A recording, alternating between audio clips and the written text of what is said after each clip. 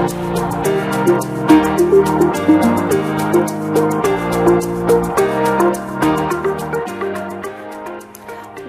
to Steppin' Out Travels the World channel, and right now we are going to talk about our Belize trip.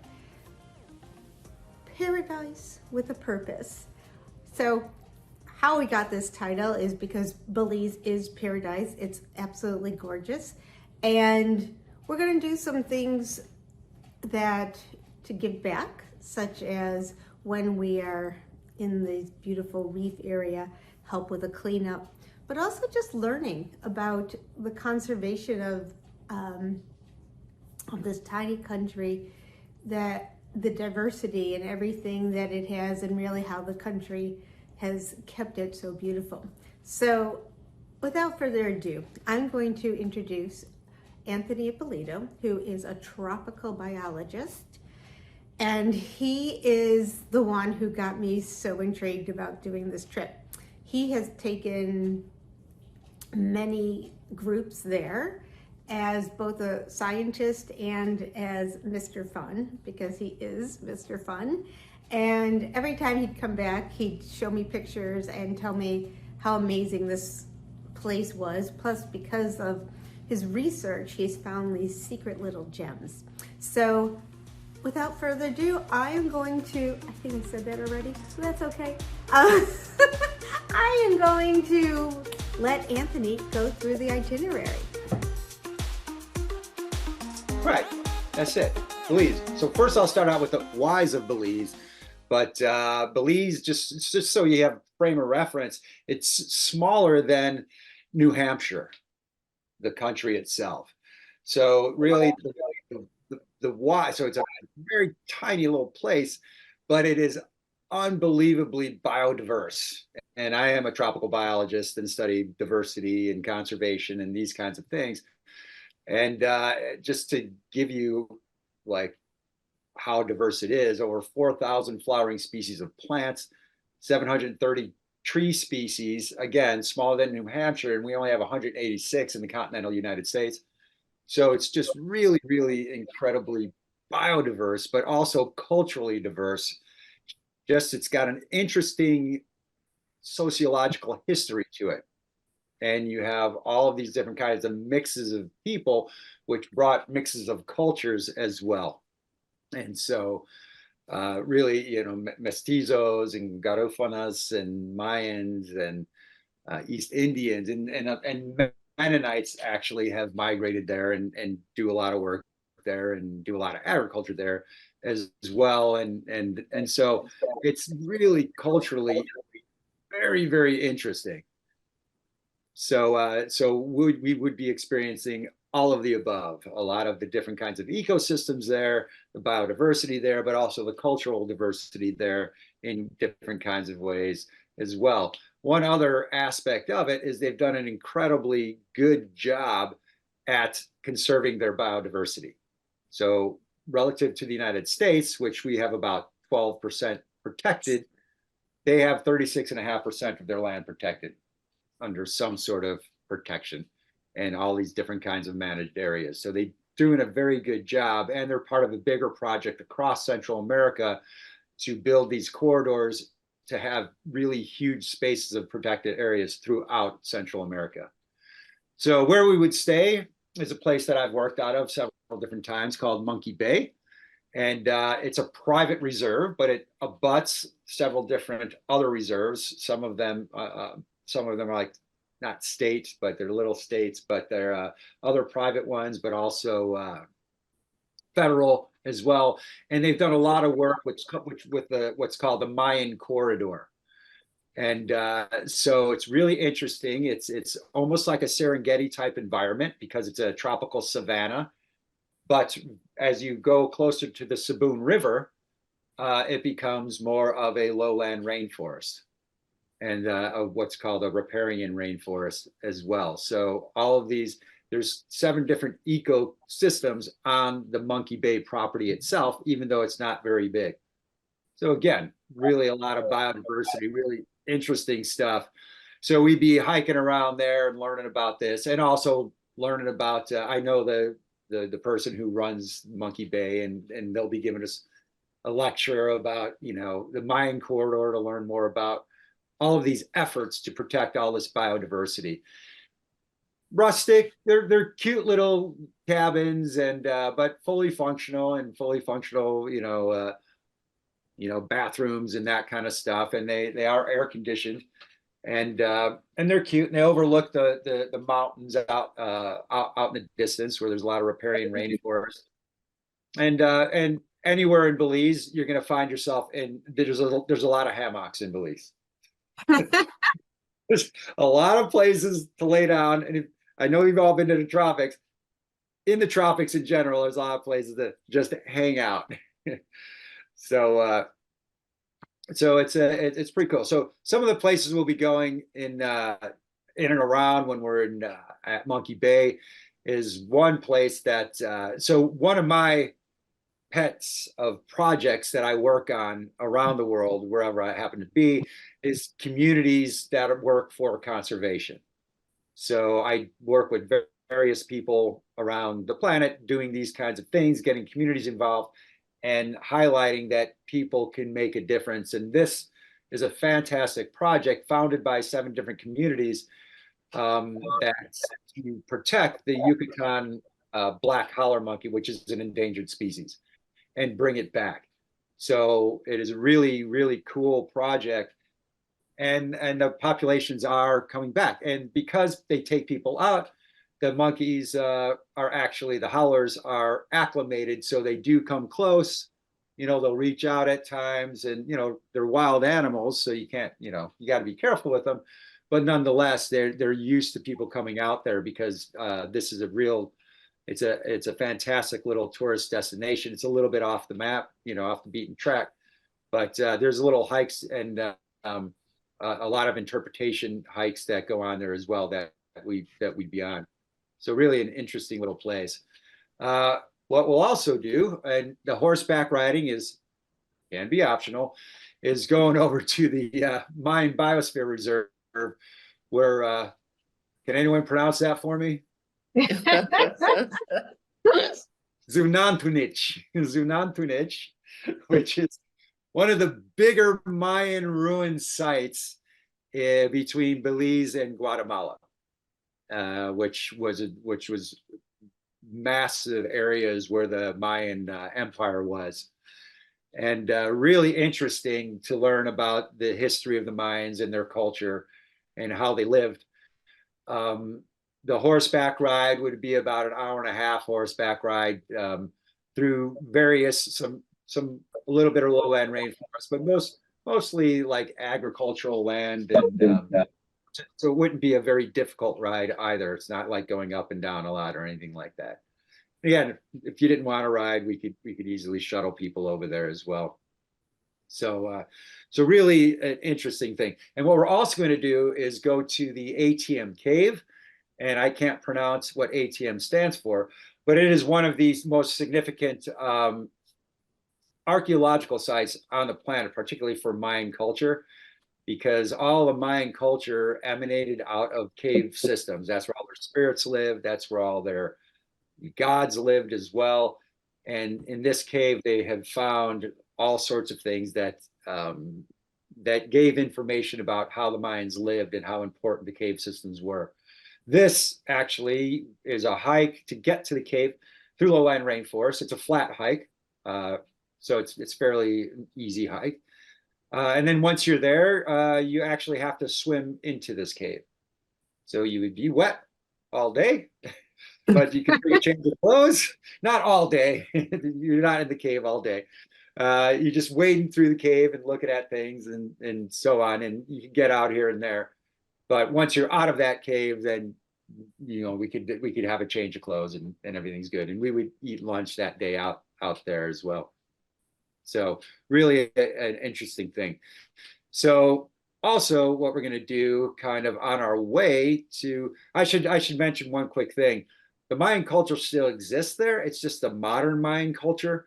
And we're going to visit a women's co-op that's in San Pedro. Let me back that up real quick. If you look right underneath that red circle to the left, it's San Ignacio, not San Pedro.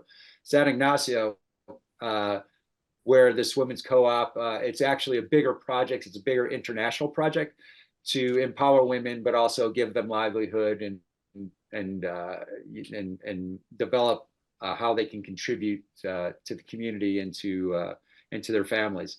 So it's an interesting thing. So we would go there as well and learn a Is little that bit where the about that. chocolate is? That is not where the chocolate is, Oh, but we could okay. certainly. So there's a I couple want to know places. where the chocolate There's is. a couple places where the chocolate is. Okay.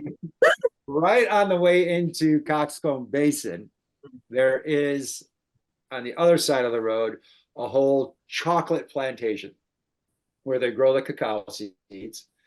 And right there on the corner is this little chocolate shop that is absolutely fantastic.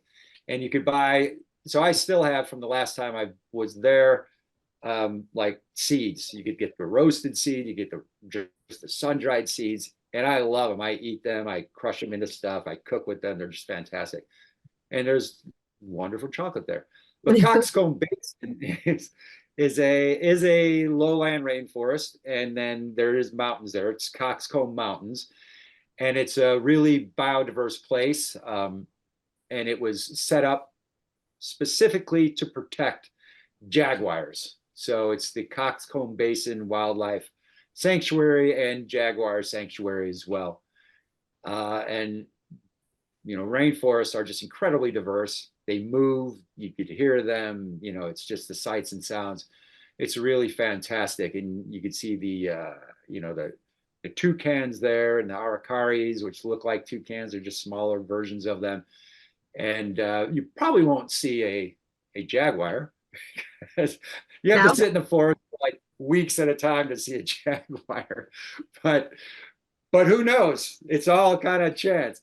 And the hike that I wanted to do is up to this place right here called Tiger Fern Falls. Really a beautiful hike through the rainforest. It does have an incline.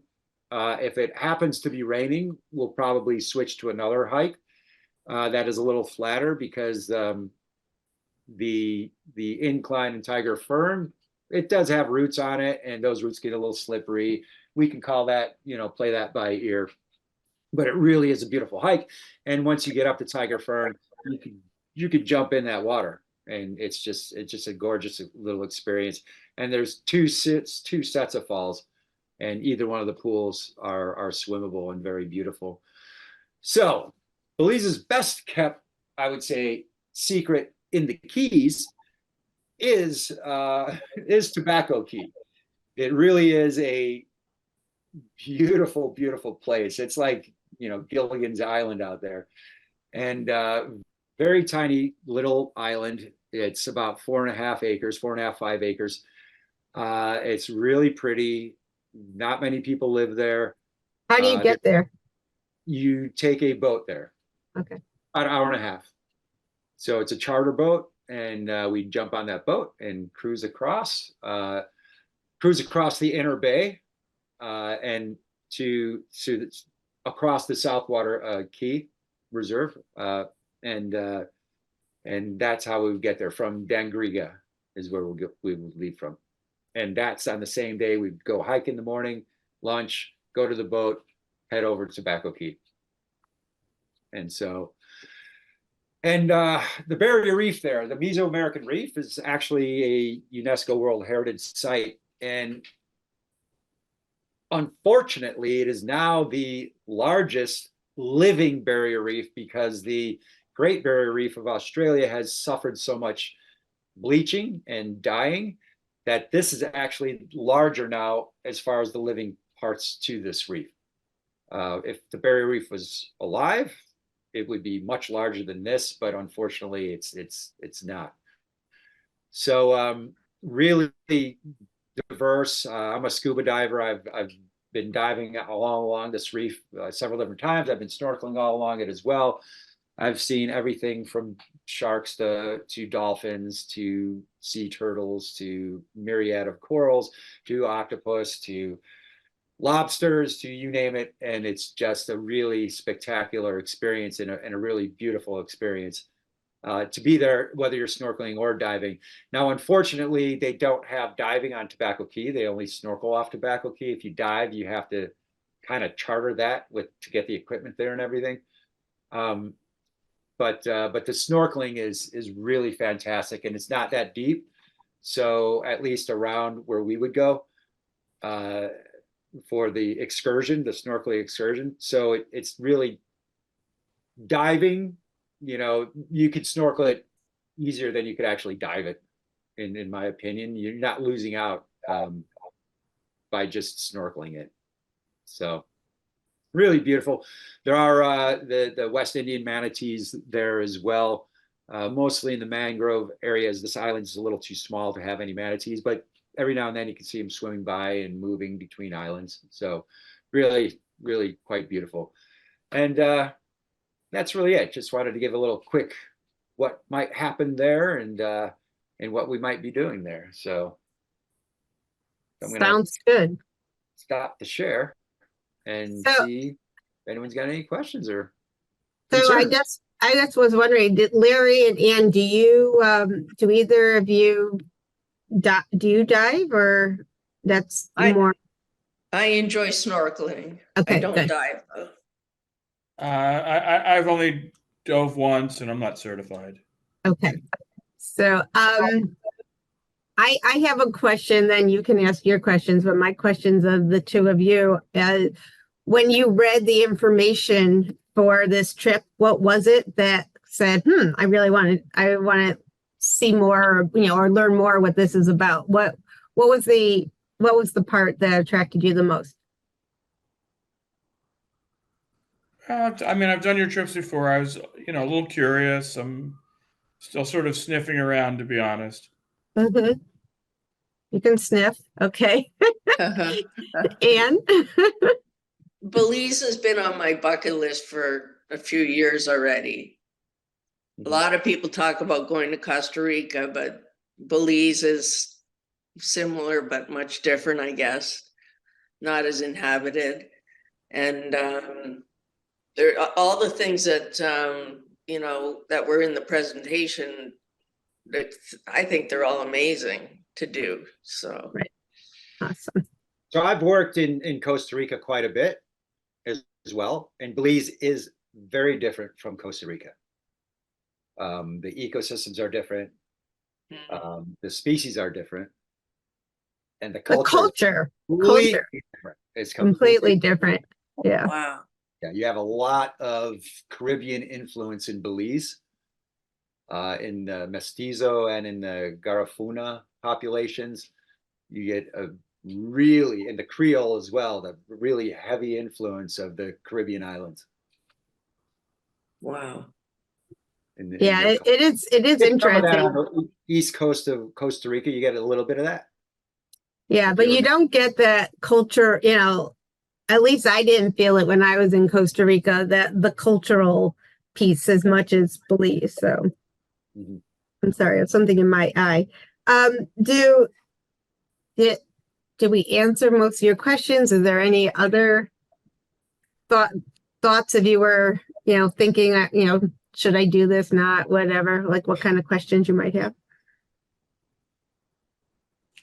Yeah, not so much this minute. Again, I'm just sort of like getting a sense for things, and I don't decide very soon. I do know.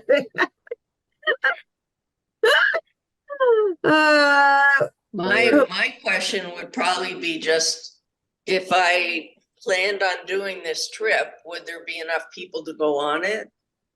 That is a good question. We so minimum is 6. We do have, in terms of people who have expressed interest, now it could be very light interest or whatever. I was just looking at my database, and there are almost 70 people who have expressed interest, 69. Wow. So I feel fairly confident that we will get at least 6 from that. But I think what we will do,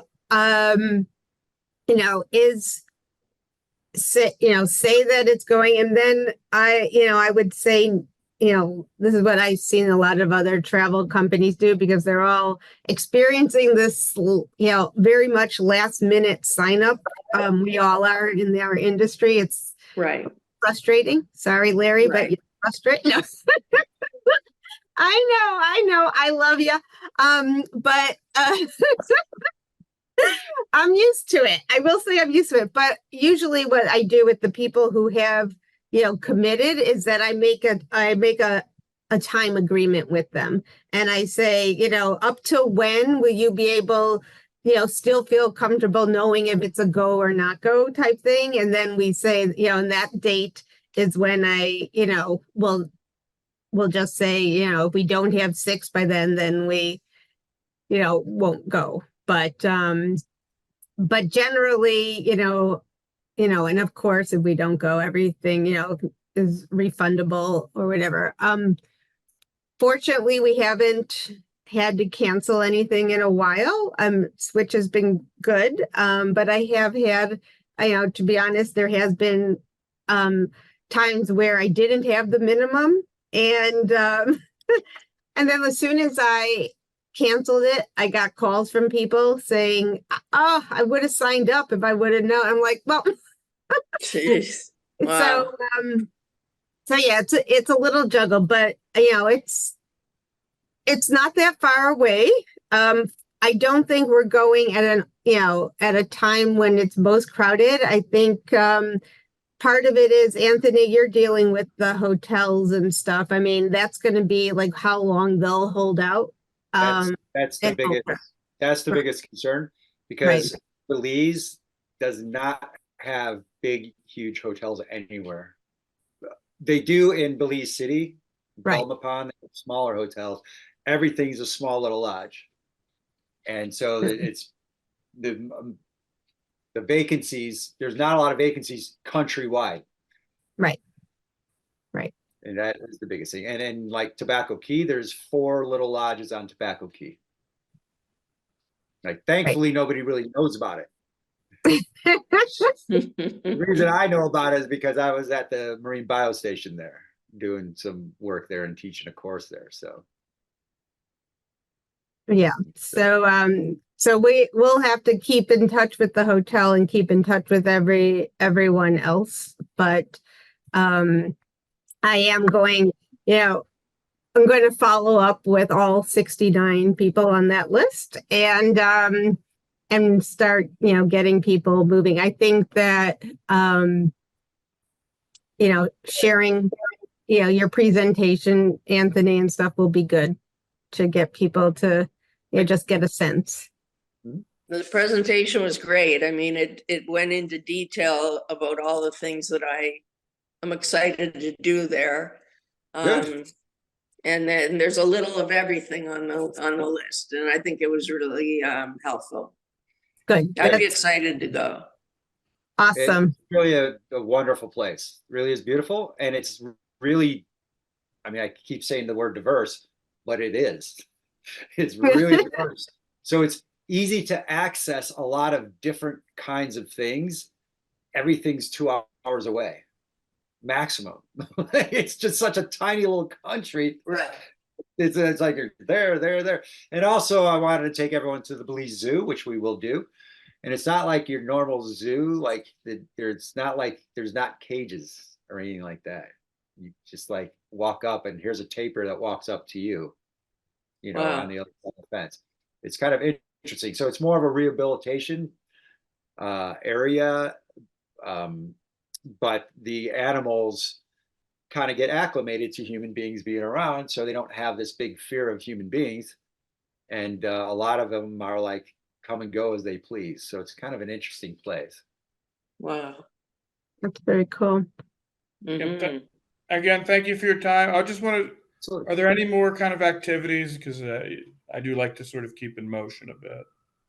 So you mentioned horseback riding, some swimming, some snorkeling. Yeah, some swimming, hiking, horseback riding, snorkeling would be those activities. I thought we had a canoe or a kayak, didn't we? Yes, I'm sorry. Yes, and on Tobacco Key, and I put that in as an option.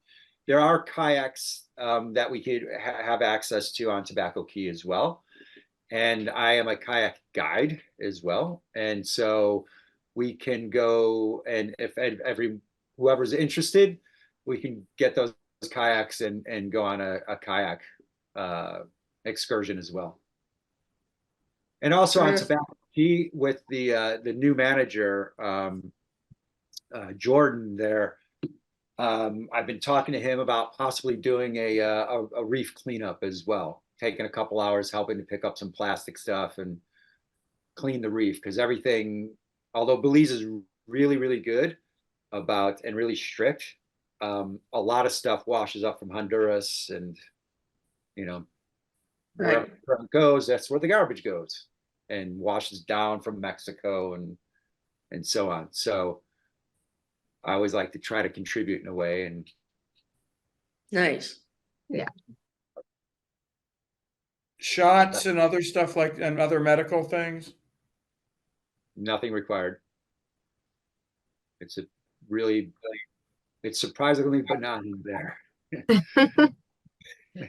for being what it is, it's really benign. You don't have to malaria, dengue, there's I don't even think it exists in the country.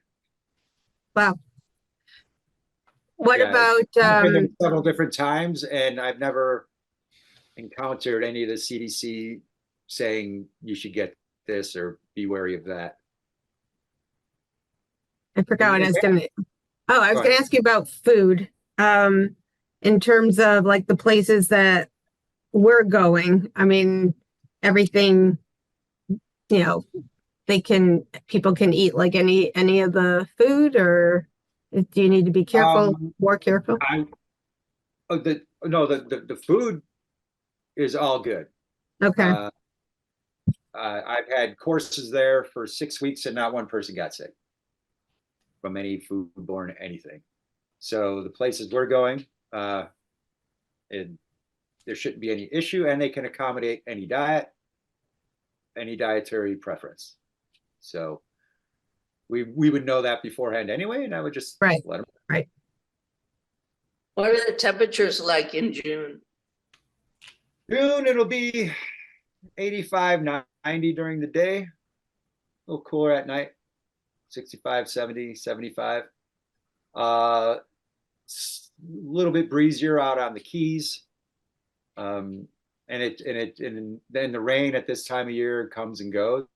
So anyway, I always tell people when you're in the tropics, you could always get rained on. Right. So that is a possibility. But it feels good. Warm and balmy during the day, and kind of cooler and balmy at night. Okay. Sounds good to me. Yeah. Yeah. All right. Well, Thank you all. yeah, Thanks, thank you. Thank you. Absolutely. And so Larry and Ann will be in touch, and like I said, I will start moving, now that I have this an additional piece to like start talking to the other people, and I'm hoping that we can secure and say it's a go, and then pretty much I'm hoping by the end of this month at the latest. So Okay. That's great.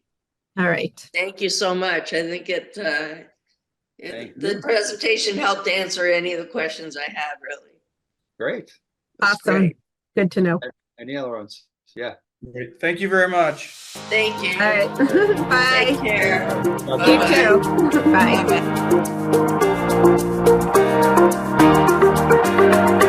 Bye.